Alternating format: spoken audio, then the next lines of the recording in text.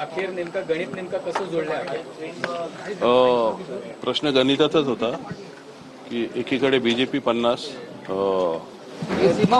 शिंदेची शिवसेना 53 होती आणि कुठेतरी इतके दिवस जो खेळ चालू होता केडीएमसी आकडेमोड पळवापळी, तो कुठेतरी या परिस्थिती आम्हाला थांबताना दिसत नव्हता. भविष्यात ज्या काही निवडणुका असतात, समित्यांच्या असतात, कमिट्यांच्या असतात, अशा वेळेस पण काही गोंधळ होण्याची शक्यता आम्हाला दिसत होती.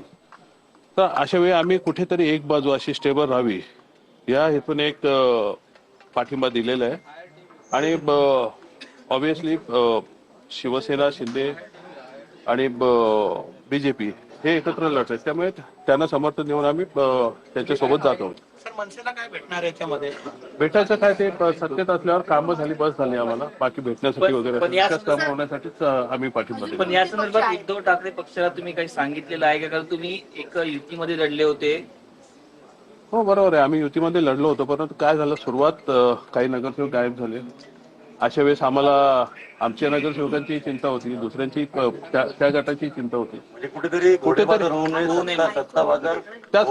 त्यासाठीच आम्ही निर्णय घेतलेला आहे. केडीएमसीची पूर्ण जी जनता आहे ती हे बोर झाली या प्रकाराला सगळ्यांना, की इतके दिवस जे राजकारण चालू आहे ते कुठेतरी झालं.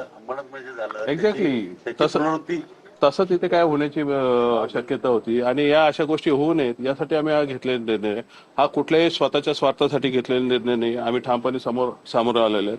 माननीय राजसाहेबांनी आम्हाला जेव्हा आमचे आकडे समोर आले आणि आम्ही त्यांना गणित सांगितलं, त्यांनी आम्हाला सांगितलं स्थानिक पातळीवर जो तुझ्या नगरसेवकांचा विषय असेल त्याच्यावर निर्णय घ्या, आणि त्या अनुषंगाने आम्ही घेतलं. या संदर्भात राज ठाकरे केडीएमसी मध्ये भाजपला बाजूला ठेवून कुठेतरी इतर नेते, मला वाटतं भाजपा शिंदे आणि एकत्रच आहेत ना, त्यामुळे त्यांना बाजूला ठेवायचा प्रश्न नाही. त्यांच्यात मी भाजपचा प्रवक्ता नाही, त्यामुळे तुम्ही त्यांना विचारा. भाजपचा प्रवक्ता राजू पाटील, सोबत आहे की निवडणूक तुम्ही ठाकरे आणि तुम्ही युतीत लढलात, महायुतीच्या धोरणांवर टीका केली किंवा जे काही निर्णय घेतले किंवा केडीएमसीतलं करप्शन असेल त्यावर टीका केली, आणि आज तुम्ही शिंदे शिवसेनेवर तुम्हाला आणि माझ्या केडीएमसीच्या जनतेलाही मला प्रश्न विचारायचे की 5 लोकांमध्ये आम्ही जनतेला न्याय देऊ शकलो असतो का बाहेर राहून? त्यामुळे सत्तेत राहून आम्ही आमचा अंकुश ठेवणारच ना. भले काय आम्ही काय त्यांचं सरकार वगैरे किंवा ते पाडू शकत नाही, परंतु आमचे जे मुद्दे आहेत ते आम्ही घेऊन एक कॉमन मिनिमम प्रोग्राम घेऊनच जाणार आहोत आम्ही. त्यामुळे तो विषय राहत नाही की आम्ही काय बोललो, कोणा असं खूप कोण त्याच्याबद्दल बोललेलं असतो. परंतु स्थानिक सत्तेमध्ये आहे की तुमची काही नाराजी होती का जेव्हा निवडणूक जागा लढल्या तिथेही शिवसेना उभाटाने एबी फॉर्म दिले, तर अशी काही तुमची नाराजी होती? काही गोष्टी तिथे घडल्या होत्या, काही सीट माझ्या पडल्या पण होत्या, परंतु ती नाराजी व्यक्त करण्याची वेळ नाहीये. ती पक्ष माननीय राजसाहेबांनाही माहिती आहे, उद्धवजींनाही माहिती आहे, परंतु तो स्थानिक नेतृत्वाचा त्यांचा विषय होता. यामध्ये दोन्ही पक्ष नेतृत्वाचा वर्ष काही दोष नव्हता. त्यामुळे अशा गोष्टी घडत असतात. पण तो जो माघार घेण्याचा प्रकार झाला नसता तर मनसेचे 5 चे 10 झाले असते.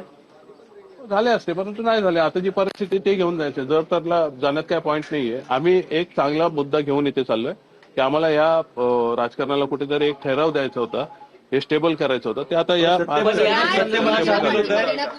सामील होत आहे काय साधारणपणे मान्य राजसाहेबांनी आम्हाला लोकल तुमचा निर्णय तुम्ही घेऊ शकता ही मुभा दिली होती. संदीप, तुम्ही काय जस्टिफाय कराल हे जे नवं समीकरण होत आहे कल्याण डोंबिवलीमध्ये?